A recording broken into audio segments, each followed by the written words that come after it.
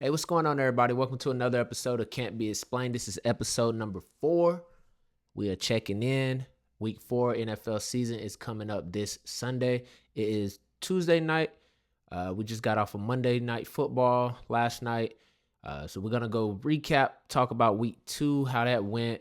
We're going to let you know right now as a little preview. It went horrible on the betting part, but that's okay. That happens sometimes, and we got to bounce back.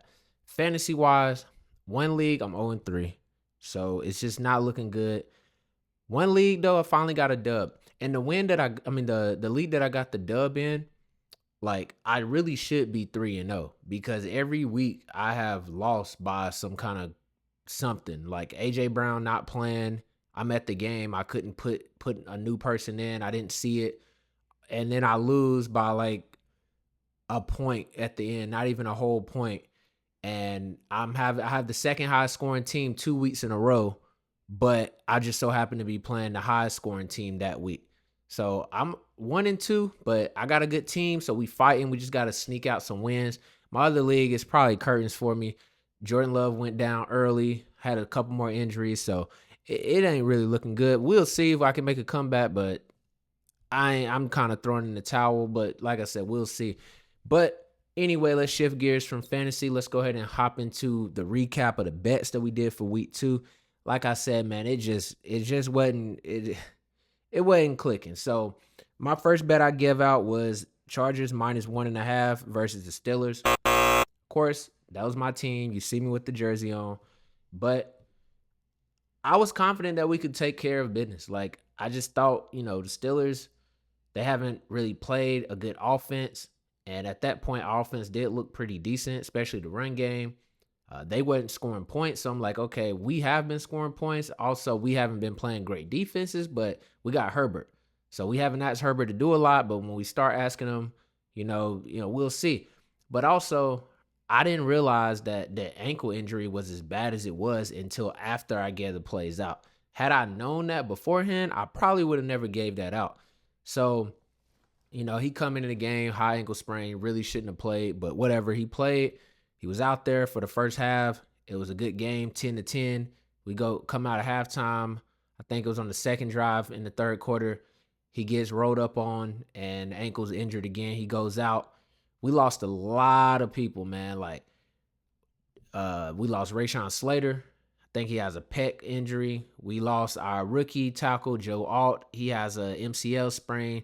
Joey Bosa left after like the second or third play, really the first play of the game, really. And he came back in, played a little bit more, and then left. He was out.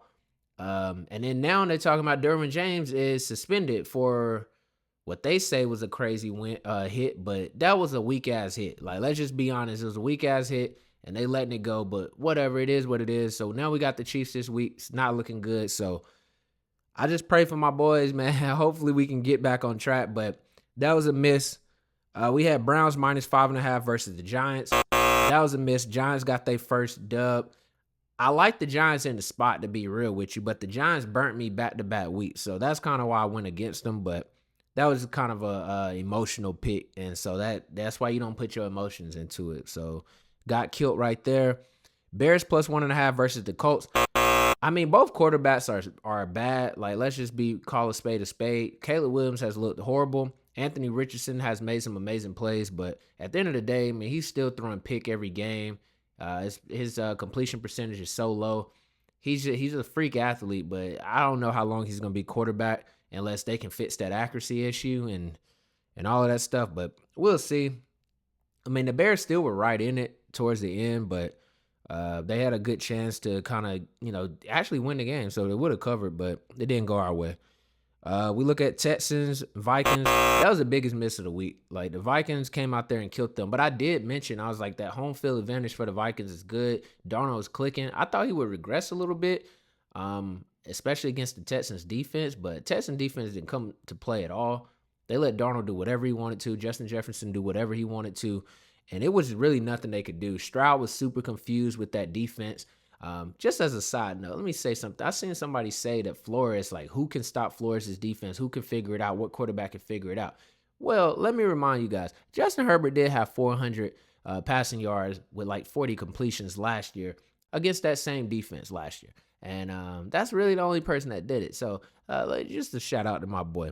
So, whatever. We lost there. And then we lost Saints money line versus Eagles. Now, on my own personal slip, I actually took Saints, no, Eagles to cover the spread plus 3.5 because they were underdogs. So I actually took them to cover the spread, and they actually covered. Obviously, they won, but what I gave out didn't hit. So I'm not going to take credit for that. But yeah, so we started 0-4. Then we kind of made a little bit of surgeons. Like we got Broncos plus 6.5 versus Bucks. Call that, but the over in that game, I thought Buccaneers would score a little bit more, but didn't really do anything. But I knew Broncos. I thought they had a good chance of winning the game. They just had a tough, rough couple of weeks in those spots that they put that rookie quarterback in. But I thought Sean Payton would be able to take advantage of that defense. It's so banged up in Tampa Bay. So, call that, but then we didn't get the over there. Packers, Matt LaFleur we have to start talking about Matt LaFleur as being like a top 3 coach in the league, maybe even higher, just because, what he's doing right now, what he did with Jordan Love last year, and then what he's doing with Malik Willis, and just got this team playing, all these young players. It's just, it's amazing to see. That's what coaching really does. And Malik Willis had the game of his life against the team that traded him. And, they had Mike Vrabel. Vrabel's a good coach, but not an offensive guy. So that goes to show you got a young quarterback. Probably need to get an offensive guy in there, someone that can kind of speak his language and help him out. But yeah, we covered right there. Packers plus 2.5. They won the game outright. It was a blowout. Wasn't even close.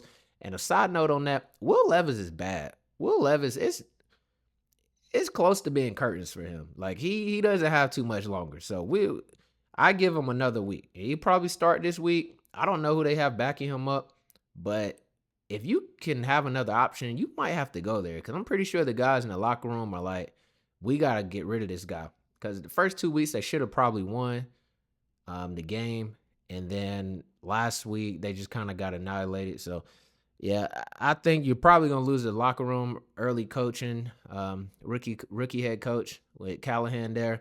So you really got to go and start looking at your options. But moving on, especially another quarterback scenario, we had Panthers and Raiders. I give out Panthers plus 6. That hit.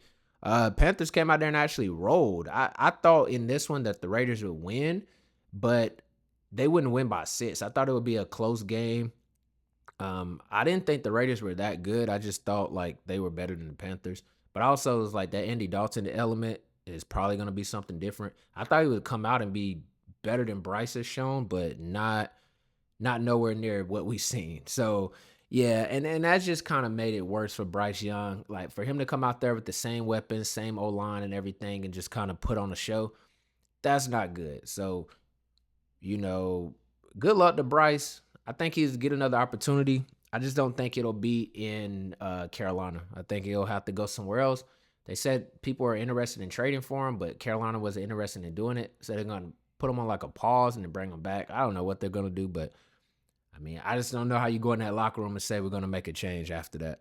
Seahawks, Miami, over 40.5, did not hit. Seahawks did their part. Miami thought Mike McDaniel could scheme up some stuff. And I do have to point out, too, with Mike McDaniels real quick. I like him, and I think he's a good coach, but I think he's trading in that overrated territory, because we look at all these Shanahan and McVay guys and we say, oh, hire one of those guys and they'll do it. And kind of true, but then, he had such a great season with Tua and all of this stuff. But then it's like when as the year went on last year, teams started to kind of figure out what they were doing and slowing down that offense. And then he hasn't performed well as a coach or had his team perform well in the big spots. And so you kind of overlook that, and you go into this year, and then it's like, big spot again against Buffalo. Before Tua gets hurt, you're totally outmatched. You can't do anything. You can't stop anything. You can't block anybody. You can't score. You can't create anything. And then you have this whole week to game plan for Skylar Thompson, which I'm not going to say the guy's good or anything, but I thought he would put something better out there to help him get some easy in-rhythm throws.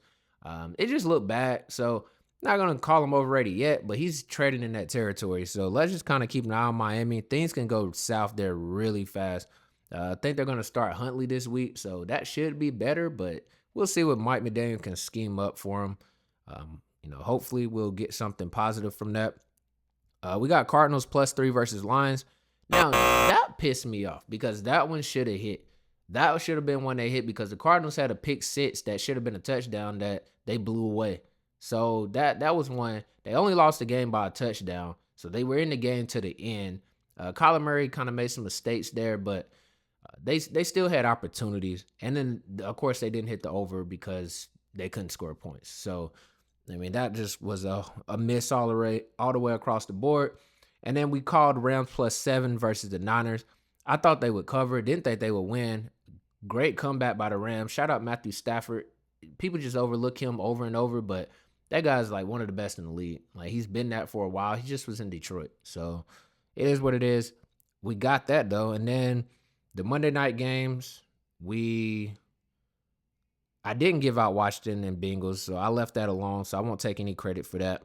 Falcons and Chiefs, Sunday Night Football. I just gave the over 46.5. That didn't hit. I did play the Falcons also +3.5. That didn't hit either, so I'm glad I figured that out.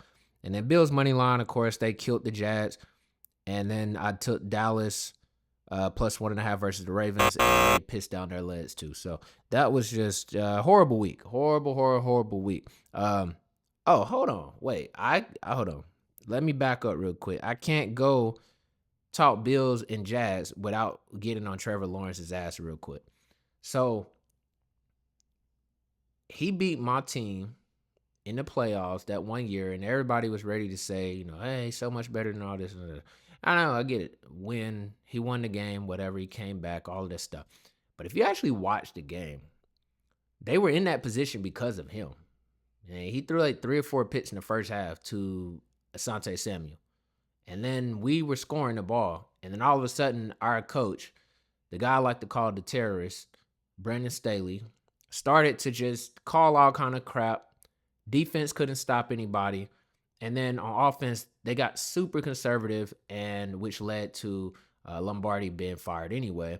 And it just turned into a point where they turned it down and then they tried to turn it back on. That didn't work. So we lost the game. The Jazz ended up winning. They lose to the Chiefs, and everybody think they're going to be so good. They started out good last year. I think there was like 8-3. And then Lawrence got hurt. And then, which I don't know, I'll take that back. I'll take the air quotes back. He did get hurt. He played through it, but they didn't win another game. And now to start this year out, they haven't won a game. So they're 0-8 in his last 8 starts.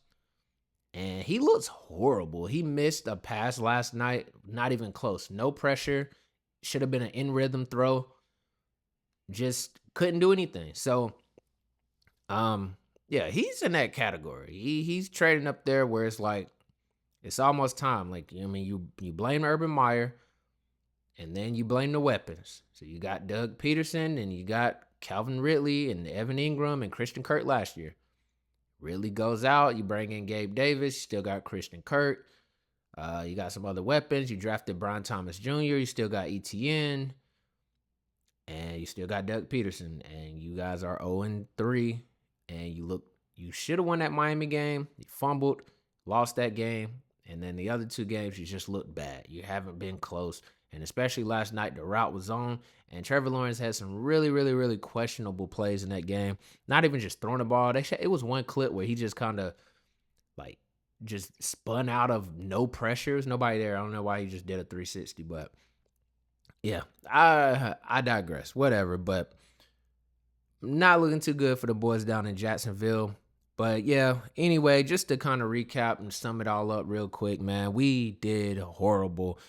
So, we didn't hit the Chargers game. We didn't hit the Browns and Giants. We didn't hit the Bears and Colts. We didn't hit the Texans and Vikings. We didn't hit the Saints money line. What else? We did not hit the Seahawks and Miami over. We didn't hit the Cardinals +3 or the over in that game. We missed the Falcons and Chiefs over, and we also missed the Dallas +1.5. So we missed a lot. I did win a little bit on the straight lines on the ones that I did go. Had a couple parlays go my way, some that didn't go my way. Woke up to 3 parlays missed in the games last night by one person. Jamar Chase, 6 catches, needed 7 on a 4-player reception parlay. Brian Robinson Jr. needed 50 yards. Think he had like 42. missed that. And then I had 2 touchdowns for Chase, 2 touchdowns for Cook. Cook had 1, Chase had 2, missed that as well. So tough week, man. Tough week to say the least. But we move, we look ahead. I haven't really looked at the line so far for this week. I usually start looking about Wednesday, Thursday. So I'll tap back in later on in the week. We'll do a mini episode to go over the bets. But yeah, that's kind of what we did week 2 and week 3. Hopefully we get better and, get back to it and, pick up some dubs in fantasy too. But enough with the negative. Let's go ahead and move on to week 3. So let's take a look at what we got, or week 4, of what we got. So starting Thursday night, we got Cowboys and Giants. Now, one of my close friends is a Giants fan, and he's been sending me all the Giants stuff. They got their first dub last week, and it's so funny. That's my dog, but the first couple games, he was, oh, we so bad, and we this and we that. And I tried to convince him to take them last week against Washington. He wouldn't take them. And then they won against the Browns. And now he wants me to bet them against the Cowboys. And it's just so funny what a win could do to the fan base and what a loss can do to a fan base. It's just so funny. But I'm actually with him, though, on this one. I do like the Giants in the matchup. Dallas, I just don't know. I mean, they're laying 6 points. They're on the road. They do usually beat the Giants, but I don't know. The Giants are kind of finding something. Daniel Jones, Daniel Jones is Daniel Jones. I think people are a little bit too hard on him sometimes. I mean, I don't think he's like a great quarterback or anything, but it's other quarterbacks. Like we just talked about Trevor Lawrence. Like if Daniel Jones was doing the things that he was doing and he was 0-8 in his last 8 games, 8 starts, like it'll be a big story. Like everybody would be going in on him. Or if he was playing like, I don't know, like Bryce Young was playing recently, or, any other quarterback really, like Joe Burrow, 0-3 right now, he would be getting crucified. But we do this to Daniel Jones because it's Daniel Jones and he's kind of goofy and stuff, so we kind of kill him. But I mean, he's playing all right. I mean, he has something going with Malik Neighbors. Like, and Dallas hasn't showed me anything in the last 2 weeks that leads me to think that they're going to be able to stop Neighbors or anybody else. Singletary has been running the ball. Like he's doing pretty good. I got him in fantasy. That's really the only reason I know that. But yeah, he's been toting the rock. So I just don't see them really just, getting out here. It's a -6 line right now. Giants plus 210 money line. So I mean, if you want to kind of throw something on that, I'm not giving this out. You do this at your own discretion. But I think I can mess with the spread though. I think I can mess with the spread. I don't know. Like, I mean, I'm not going to back Dallas anymore. Either I'm not going to bet it or I'm going to bet the spread. So we'll see. Like I said, I'll come back. I won't have time to come back before that. So yeah, I'm calling it now. I'm going Giants plus 6. If it gets up to 6.5, definitely take it. Yeah, I like the Giants in this spot, honestly. I mean, they're at home. They just came off a win. Dallas is off a loss. You got to kind of be nervous, though, to bet this. If you do take Dallas, I would probably say take the money line because a lot of teams in this situation will kind of have to put up or shut up. And Dallas is in that situation, and they always have the lights on them and everything. So they actually have to come out and try to play really good, especially with what's going on with Micah Parsons. What's up with him? Like, he gets on this podcast. He talks about everything that he shouldn't be talking about. Jerry Jones does the same thing. Dak Prescott is the only adult. And it's so crazy to me. Dak Prescott is the only adult on that team that does things the right way, but he gets the most shit. Like, everybody comes in every week and goes in on Dak. Like, he's not this, he's not that, he can't do this, he can't do that. But Dak will go in and actually be the one to stay off social media. Stop talking about his teammates. Don't throw his teammates under the bus. Takes accountability, becomes the leader. But he's the one that gets killed. Everybody loves Michael Parsons, who has been a no-show. Well, I think he had a sack or a tackle for a loss in the first game, none in the last 2. But for some reason, everybody loves him so much. CeeDee Lamb, 2 crazy drops last week. Everybody wanted him to get his money. I mean, I don't know. I just feel like Dak always get the short end of the stick when it comes to that team. And I don't think Dak is, like, great. I'm not saying that he's like a top 5 quarterback, but I mean, he's not the problem, I don't think. Like, I don't think he's always the problem. Like Jerry Jones said, talks every week. He does a like how hard is that to play with an owner that talks on his own radio show every single week, giving out interviews and telling the coach what he should and shouldn't be doing, telling the players what they should and shouldn't be doing. Like Jerry Jones is kind of the big problem down there. So I don't see them really changing that because I mean he's gonna be there forever until probably he dies. So that's kind of what they're stuck with, and Dak handles it like a pro, week in and week out. And he's talking, oh, we all in this year, we're gonna do this and do that. They didn't give him a running back. He didn't get a running game, lost some linemen. Didn't really lose a lot in the defense, but they lost Dan Quinn, and that's looking like it was a real thing. I mean, should be good. He was okay for the Vikings for a while. But they look good week 1. But I mean, everybody's looked good against the Browns so far. So yeah, it's just I'm backing the Giants. I like the Giants in the spot, so that's what I would go with. Giants +6. Like I said, I haven't really dug into the line, so this is just going off the whim. So take that with caution, but that's what I like. And then you know what? We're not gonna really jump into any of the lines because I need time to kind of research and look into this. Uh, One I will talk about right now is something that I do know is the Chargers and Chiefs. So we play the Chiefs this week, obviously a division rival. They got the line opened up at -8.5, and I understand why. Like I said earlier in the beginning of this, we got Herbert, high ankle sprain, might not play, might play. Hope he don't play. Don't want him to re-aggravate it. We got bye next week.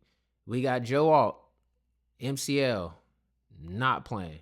We got Slater, Peck, not playing. Bosa, I don't even know what's wrong with Bosa. It's always something wrong with Bosa. I'm tired of Bosa. So I assume he's not playing.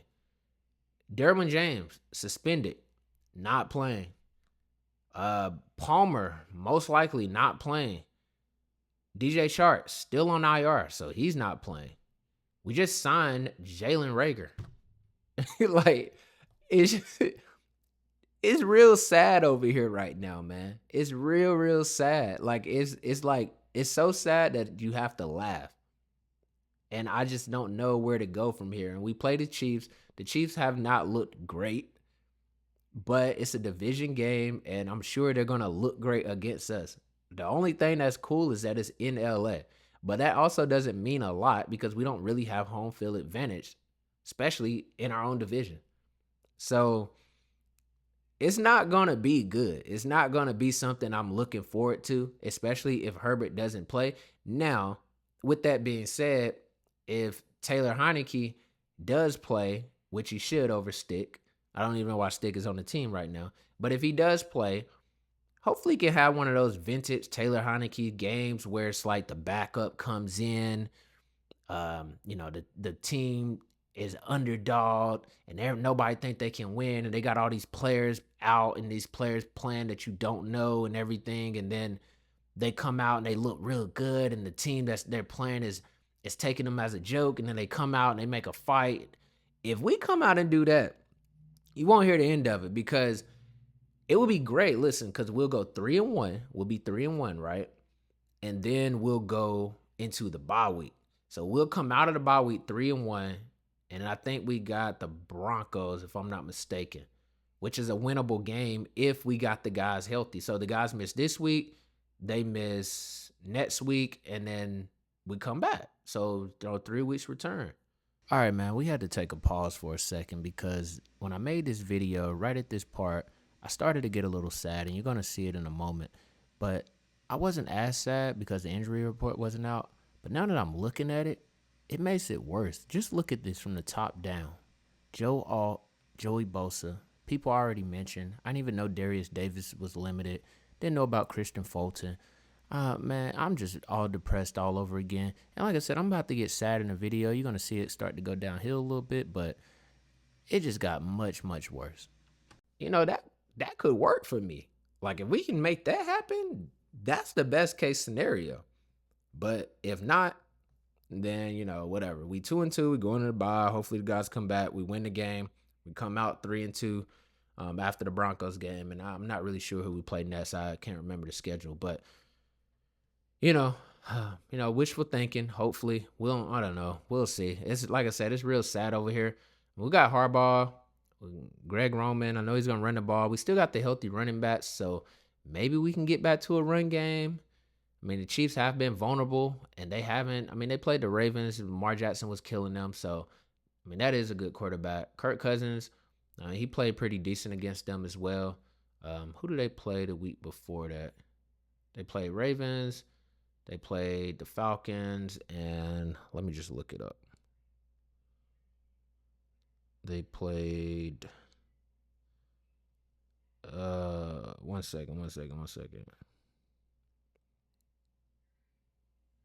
Why can't I find it? Bengals. Yeah, they played Bengals and Joe Burrow. So I guess they really have played good quarterbacks every week. Bengals run game is not crazy. Their defense is not good. Our defense is like pretty straight, honestly. But yeah, I mean, I don't know. Like I said, we need something from Taylor Heineke and Harbaugh and Roman. We just need them to scheme something up for the offense. But the thing is, the offense hasn't been the thing that's driving us either. It's been the defense mostly, but we also had Bosa though. So I don't know. Maybe if the defense can play good and maybe get some takeaways, Kelsey looks washed. Now watch he wake up and be great again against us, especially with Derwin not playing. So, yeah, like it's wishful thinking. Whatever. I'm trying to talk myself into it, but yeah, we'll see.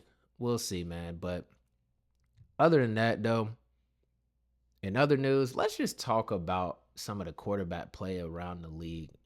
Um, it's not good. Like Josh Allen, let's start with Josh Allen. Josh Allen looks amazing, though. I will say that. And I had this argument with a few people, and to me, he's the second best quarterback in the league. Like, and I just don't think it's close. And I think people like to pull out certain stuff, like they make the case for Lamar Jackson, and it's, oh well, he's a two-time MVP. I mean, yeah, he is a two-time MVP, and I don't take that away from him, but I don't think the best player always wins the MVP. Most of the time, it's the best team's best player that wins the MVP, and we see that a lot in the NBA too. And they had a really good team last year, and they won MVP. But going into like that 49ers game, people were like, Christian McCaffrey, Brock Purdy might win the MVP, and then it ended up being that Lamar, went crazy in that game. Purdy was not so good, and he kind of won it. Dak was right there in the end too. So, I mean, I'm not taking away his MVPs or anything. I mean, he's a good player. I just think when I want my quarterback, like when I look at it, Josh Allen is a better passer than him.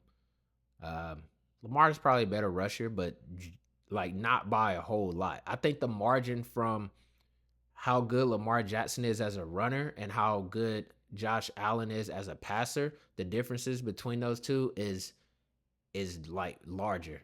Like I don't think, like if you're saying Lamar Jackson's rushing is here and you're saying Josh Allen's is here, right? And then you're saying that Josh Allen's passing is here, then you're going to say like Lamar Jackson's is here. So I think that closes that gap for me, and that gives him the benefit of the doubt, because at the end of the day, it's a quarterback.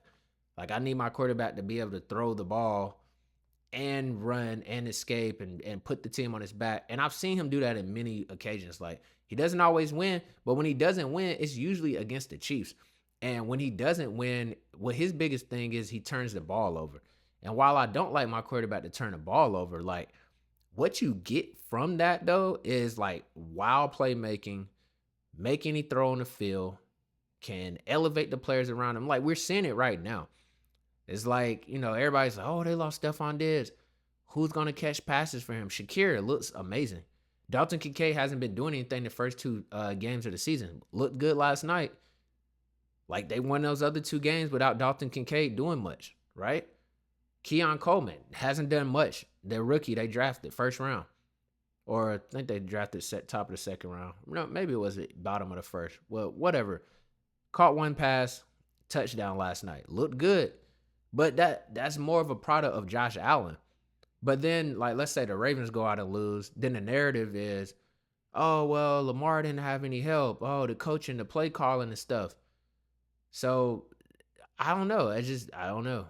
I like Josh better. Like, that's just me. I think he's a better player by far. And I think that, he's not, I don't think Burrow is better than him. As much as I love Herbert, he's not better than him. Jordan Love, any of these guys that you guys think are top 5 or top 10 or whatever, I got an argument for Josh Allen being better than them. And so I will put him number 2, solidly behind Patrick Mahomes. Patrick Mahomes is number 1 until proven otherwise, which it would take somebody going on the greatest run of all time, which he's currently on, better than his, to dethrone that. So Patrick Mahomes, Josh Allen, and then we can debate 3 through 10 or 3 through whatever you want to do.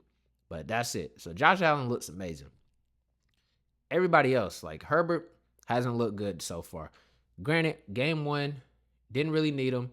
He didn't play. He didn't practice a lot. He had the plantar fascia in the offseason. Came in game 1 against the Raiders. We didn't really need him a lot. We ran the ball a lot, which is what Greg Roman's going to want to do. Game 2, same scenario against the Panthers defense. So we didn't really use him a whole lot either. And then last game, when it looks like we were going to start using him, he gets hurt. Well, he did have a decent game. It was like 10 for 10, 120, and a touchdown early on. That was like at halftime. So yeah, he looked good, but he hasn't played well overall. Um, Burrow, tough week 1. Week 2 was way better. Last night was really good. Defense is just horrible. We talked about Trevor Lawrence being bad last night. Jordan Love's been out. Jalen Hurts has been okay. I mean, he's 2-1. He has a lot of turnovers. I think he has 6 or 7 turnovers in the first 3 games, which is kind of crazy for a quarterback. His picks, I think he's getting sped up a little bit. Makes bad decisions sometimes. But he's not horrible or anything. I'm not saying he's bad. I just don't think he is like playing at a high level right now. He could get there. Kyler Murray, up and down. Jared Goff hasn't really looked that sharp. Who else? A guy that I gotta give props to, Sam Darnold. Like, Sam Darnold has looked amazing.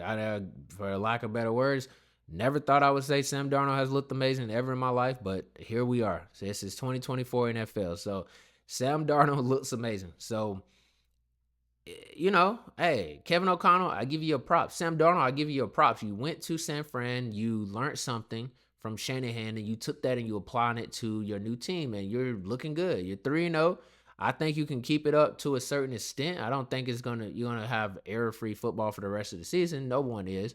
But you look good. You look good. And if I'm the Vikings, I'd take a strong look at, giving him an extension, because you probably can get him for a good deal, which means you can move. You're not paying JJ McCarthy any money.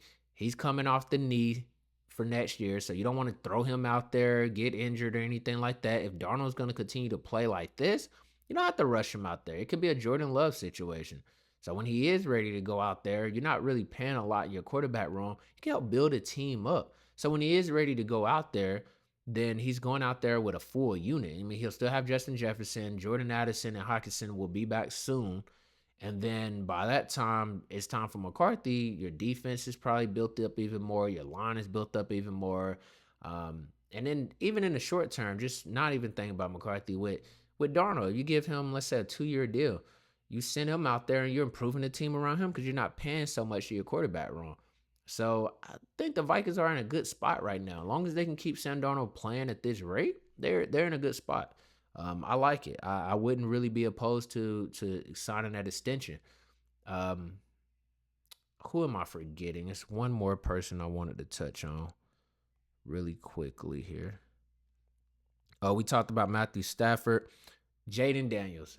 Jayden Daniels, and we'll lump Caleb Williams into this. Jayden Daniels is the rookie of the year so far. He has looked amazing. I put that future in before the season started that he was going to be the rookie of the year and not Caleb Williams. And that was more so just not necessarily just film and all of that, but it was more like I just felt like everybody was giving Caleb like the trophy already.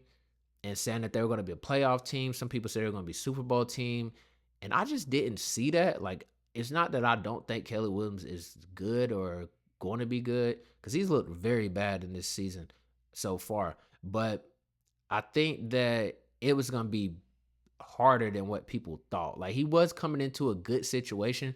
Like, but every time you hear people talk about that, a good situation, you only heard them talk about the players.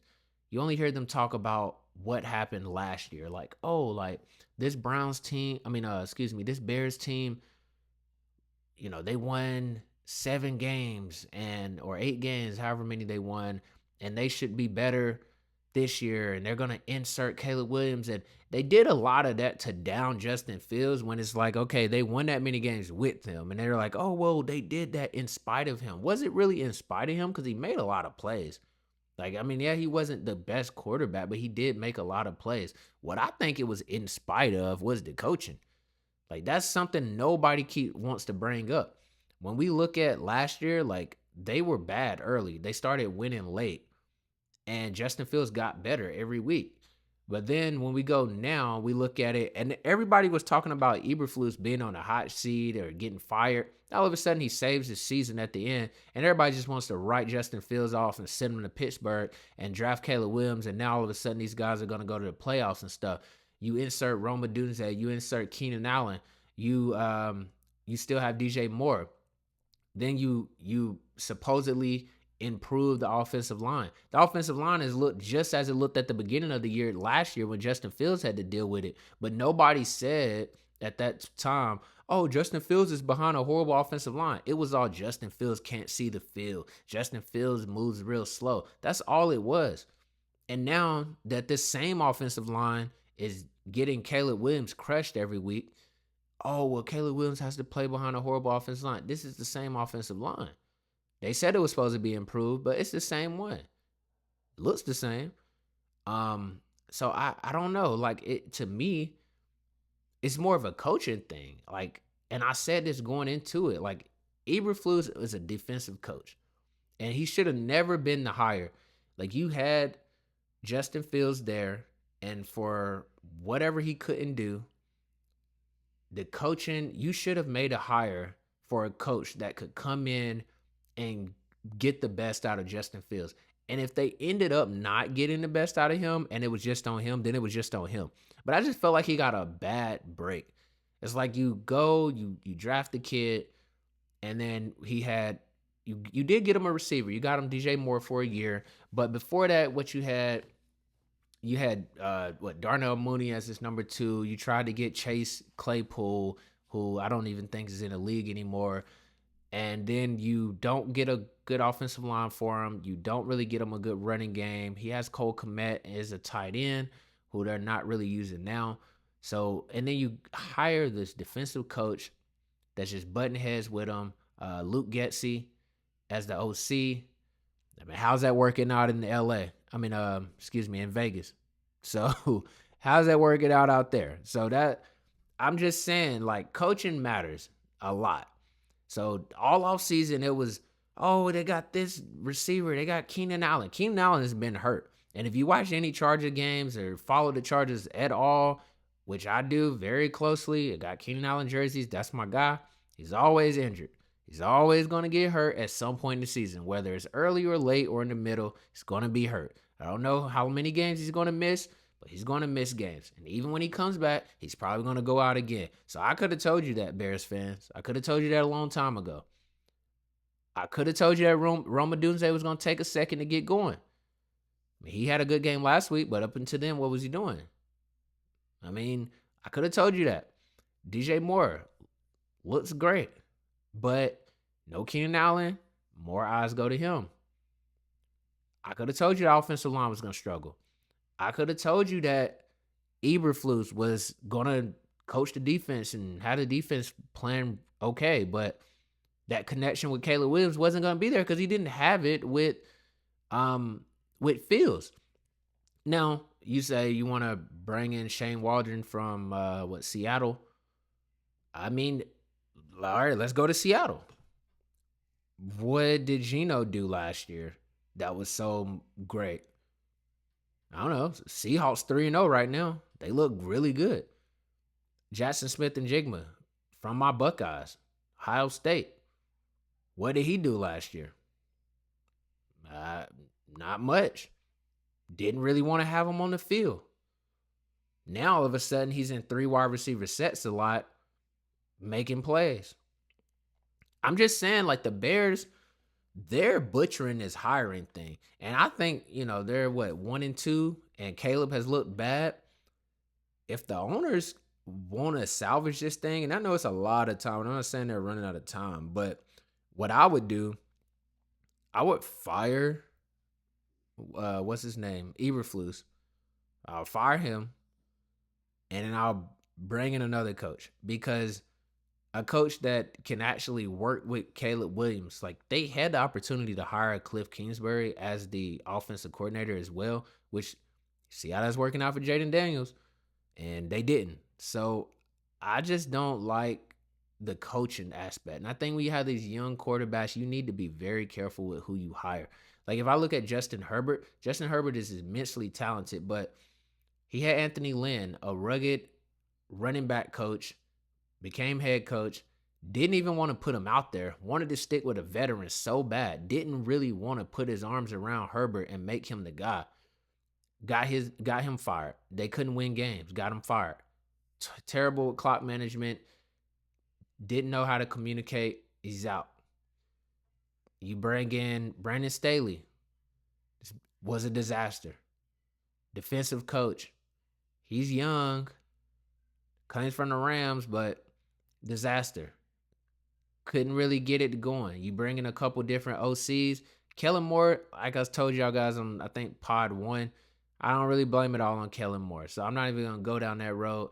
But Lombardi, that was never the thing. Like, you're trying to take a 6'6" quarterback and put him and make him Drew Brees.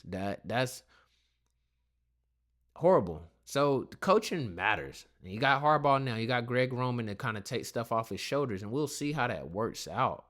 Not saying it was the greatest OC hire, but Harbaugh likes it. Harbaugh can talk to Herbert and communicate and really be there. Like, he understands him. He understands the quarterback position. He understands things about it. We'll see how it works out. But I think you have to give your young quarterbacks a coach that can communicate with them and wants to work with them. And we'll see how it goes. I just don't think this is the coach and quarterback combination in Chicago. Whereas we look at Washington with Jaden Daniels looking like the rookie of the year, like I said, that's a whole different ball game. Jaden Daniels looks great. And yes, they have Dan Quinn, a defensive coach, but they have Cliff Kingsbury, who we seen what he did with the Cardinals. We seen what he did with not necessarily the Cardinals. I'll say Kyler Murray because they were still bad. But he had Kyler Murray playing good football for a while that ended up getting him a contract. It's just the other pieces of the team that I probably feel like he bit off a little more than he could chew at that point in time in his career. But he'll get another shot because he can talk to quarterbacks. He can run an offense. He can call plays. And he can do things put people in positions to succeed. He's drawing up stuff downfield. He's making sure Jaden Daniels is seeing the ball be completed with these short throws, and he's teaching and learning. If you watch from week 1, it was dink, dink, dink, dink, dink, dunk. That's all it was. And pull it down really quick and taking off running. Week 2, that kind of chilled out a little bit. And then last night, it was amazing. So he's actually coaching him, and I don't know how much Dan Quinn is kind of, talking to him and stuff. I know he's focusing on that defense, and by the end of the season, he'll have that defense playing even better. They're playing pretty good right now, but they'll get better over time. But Jaden Daniels, Rookie of the Year, Cliff Kingsbury, great hire. Chicago Bears, you're doing Caleb Williams a disjustice. He has to be better, though, but coaching has to be better. You have to figure it out. You have to get the run game going for him, because if you just keep on just making him throw the ball, like, he had a decent game last week and he still had 2 interceptions. So that's not good. Like, we're talking about this guy was supposed to be a generational talent. Like, everybody throws that word around. Having a good game and we're walking away saying, oh, that was a good game. It was a better game, but you still had 2 interceptions. That's not what we want to see out of him. So get it together, Bears. Fire who you need to fire. Hire who you need to hire. Something has to happen with that. And quarterback play around the league has to improve. Like it's been really, really, really ugly. Defenses are not as good either, which is kind of strange. It's like the defenses aren't good, but the quarterback play isn't good either. So it's kind of weird. So it's been a weird start to the season. The running game is coming back. Chargers running the ball, Pittsburgh running the ball, um, Falcons running the ball. A lot of teams around the league are running the ball. Even the Chiefs are running the ball until Pacheco got hurt, and they was even running it last week with the rookie. So, or last night, what was it last night? Sunday night with the rookie. So yeah, everybody's running the ball now. So Ravens, they always run the ball though. So, but yeah, man, NFL season is going. It's rocking and rolling. Like I said, week 3 just wrapped up. We did bad on the bets, but we're gonna do better. I promise you, we're gonna do better. We're gonna do better in fantasy. We're gonna do better on bets. Charges, I cross my fingers. I don't know what we're gonna do, so we'll get there. But we're going into week 4. Like I said, I'm gonna come back later on in the week and we'll go through the rundown for the bets and we'll lock everything in. I'm gonna do a little bit of research so we can bounce back this week. And maybe we'll do that on Friday. So I will see you guys on Friday. Hope you enjoyed the pod tonight. Again, this is Can't Be Explained, episode number 4. Go ahead and like, comment, and subscribe for me if you're not already. And leave a comment, or shoot me a DM with questions or anything that you want to talk about. We can discuss. So thank you guys. I'll see you guys on another time. See you on Friday, matter of fact. Peace.